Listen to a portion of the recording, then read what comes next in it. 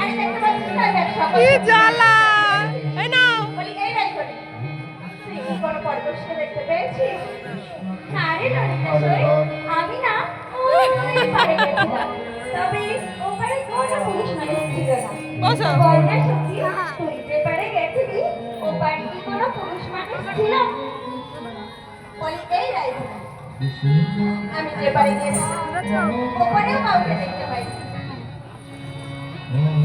বলি এই ছাত্র